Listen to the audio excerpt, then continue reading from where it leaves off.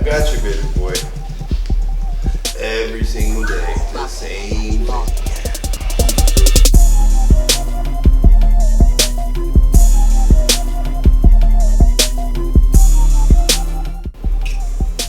Same shit every day. At least 4 eggs, potatoes, and cheese.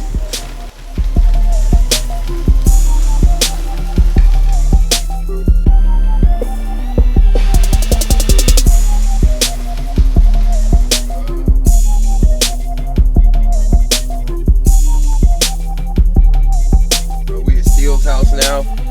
It's early. I got breakfast. It's time to get a workout. This dude works the shit out of me, man. He knows what he's doing. That's for damn sure.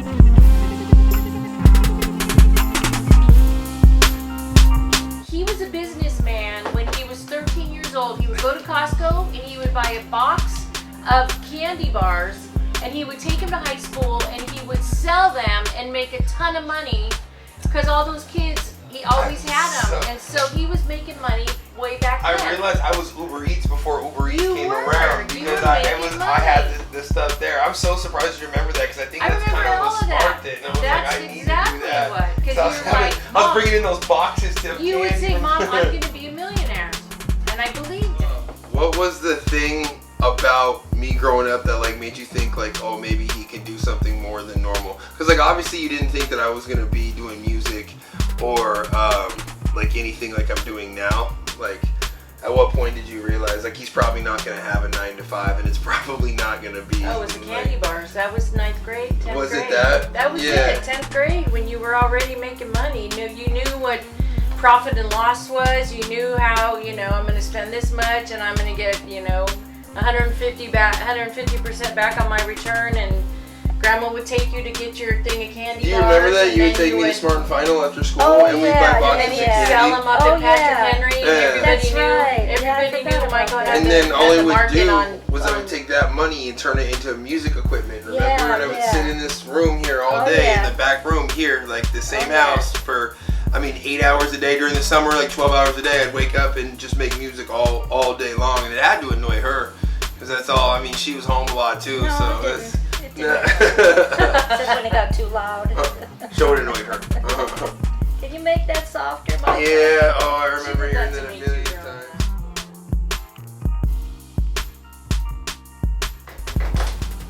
Who's the most important person in your life? Most important person in my life has got to be my grandfather. That'll always be number one.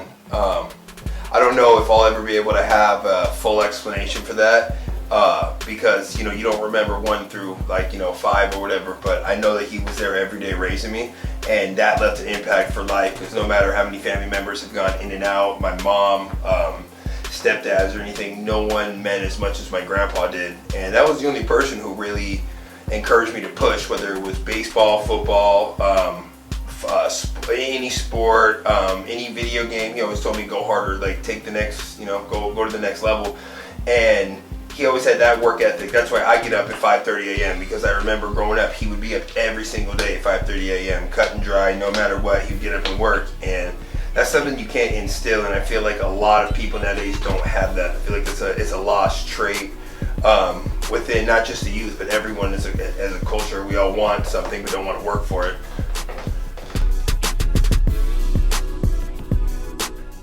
What was the happiest moment in your life? Along with the saddest? Oh, shit. I gotta say the happiest was when I got the call to be on that first big tour with Fro in 2013. I was just a kid just trying to grind out and make it. And I was booking all these shows. I had a real good promoter named JT Evans that would just put me on everything, man. That dude had a lot of love for me. So he he'd throw me on any show that he had or any performance or feature that he could get. I was the first one he put on, and then all of a sudden he gets me on part of this tour, and I did a good enough job to where Pat Hilton, who's still a longtime friend to this day, was part of the stagehands and opening acts of that Afroman tour. Somehow convinced Fro to give me a shot. Ended up at his studio at about 2 a.m. making music after a show, and then from then on, like, my life changed. I feel like I went on that tour, and it just amplified. And then the saddest day, it's definitely got to be. I don't want to say it was when my grandpa died, but I think it was when I said my final words to him, because then you know, like, that's that.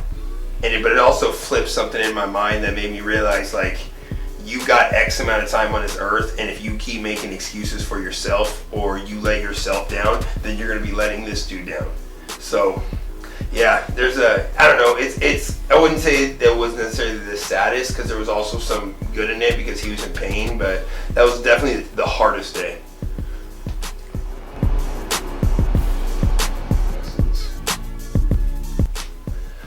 Biggest lesson I think I've been taught is work ethic. It's why I get up so early. It's why I'm so structured. I have a routine. It's why we do, the same thing every day. I got a good group of people around me, luckily, that know that I have to have a routine. And if I don't have that routine, then something's wrong. And you can't really teach work ethic. It's that whole, you can bring a horse to water, but you can't teach him to drink, or can't make him drink. You can tell someone this is the exact way to be successful, this is how you can be rich, and they don't want it. They have to want it. So if they don't want it, then you can't want it for them. So work ethic is the greatest lesson I've been taught. And also self-accountability. I hold myself to just really high, bizarre, almost standards, but it's because I just want to better myself. And even if I let myself down, it doesn't bother me anymore, because I've had so much failure. That failure, turns sand into diamonds. Pressure turns sand into diamonds. It's as many times as you fail, you're gonna be just that one step closer to success. The kindest person to me is by far my grandma. That's the greatest woman on earth, I call her. There's something about that lady, like I said, she doesn't crack under pressure. She shows no signs of pain, struggle, or hurt. She just masks it, and she almost carries our whole family on her back because we all look up to her. And that's why I have to go and see her almost every day, because there's something there that teaches me, like, hey, even when you're going through it, just put your head down and keep pushing, because she's gone through all the toughest shit. She lost her husband this year, and she still smiles every time I go over there. So just to be able to deal with so much pain and so much anguish within a year, making all the choices and all that, she still is so happy. And it's been like that my whole life. Like growing up, I had really shitty circumstances. She took me in and dealt with them like I was a golden child. So. What's your earliest and favorite memory of Grandma? Damn. Or of Grandpa. What's your earliest memory of Grandpa? One of my favorite memories, my grandma used to take me around and look at Christmas lights. And I think that's when I really got obsessed with music and holidays. Because I'm a big holiday guy. I love the holidays. I love Christmas. I love Thanksgiving. I love hosting. Like, I just love being able to have that family around you and being able to provide for everyone and seeing a smile. And something about that, we drive around for hours just listening to Christmas music and looking at Christmas lights. She used to live in a pretty cool neighborhood where they would just host lights all the time. And we would do that multiple times a week, and I still remember it like it was yesterday. And then with my grandpa, he would actually take me and pick me up from school every single day as a kid. I mean, that went up until almost high school. Like in high school, he was even giving me rides and picking me up. He could barely walk, but he would still make sure that I had a ride home from school, which is, it's insane to me. Like I said, that's where that work ethic really comes from. When in life have you felt most alone? So the hardest part about the whole music industry in itself is you pretty much are alone. Like, this is, when you step into this, you got to know that everyone's going to want a piece of what you have, or they're going to be jealous of what you have, and everyone's going to want a piece. So you have to start ciphering through who's going to be the snakes, who's going to be the people there for the ride, who just want the free ride in the front seat. Like, I never came from anything rich. I don't have no mommy and daddy money. I don't got a mom and dad to bail me the fuck out when I get in trouble. I'm not spoiled like that. But I also appreciate that because that made me tough. Like, I don't quit. I'm not a bitch. You put me in the jungle, I'm gonna come out 10 pounds heavier wearing a chinchilla hat and a leopard coat. You know what I mean? Like, there's no way you're gonna be able to get in between that. So the whole music industry has put that into me and instilled that, because in this industry, you gotta be hungry. And if you're not hungry, someone's gonna take your spot. So you gotta wake up every day and work for it. And then moving up the ladder, how I turned into an engineer, a producer, a business owner, you know, a manager. Like, you gotta just be hungrier every level you get to, because if not, someone's gonna be that hungry.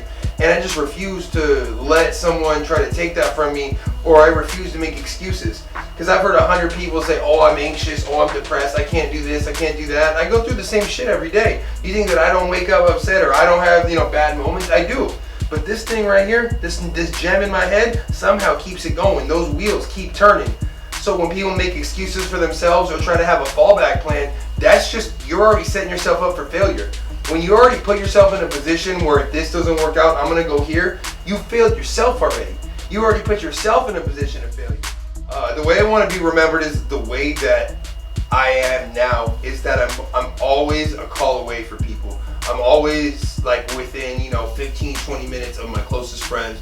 I'm always going to be there for the people who matter most, because that's what I want to be remembered as. I want those people to remember how much I loved them and how much I truly put up. I've had so many people come and go, man. Like, this last year alone, you know, I lost my grandfather, lost one of my business partners who was a fucking amazing friend to me in a shootout. And then, you know, my little brother's in jail, and I don't know when I'm going to see him again. It could be a year, it could be 5 years. And all I want to be remembered is the person who always tried to help them and who always tried to get shit right. Because I'm not the most innocent person. I'm not the best person, but I know that I've come from absolutely dog shit rock bottom and have turned that into something. And that's a huge, huge step in the right way. And I just want to show that to people. I want people to know that just because you're a kid from nothing doesn't mean you have to stay in nothing.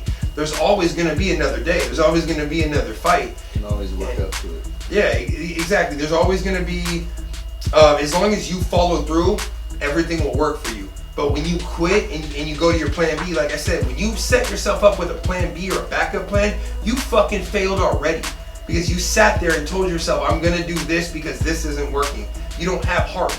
I think that I'm wired differently, and I'm meant for a lot more than I grew up with, and I'm meant for a lot more than I have now. So I think we're gonna see a natural progression and just a natural obsession with success, just like that we have now.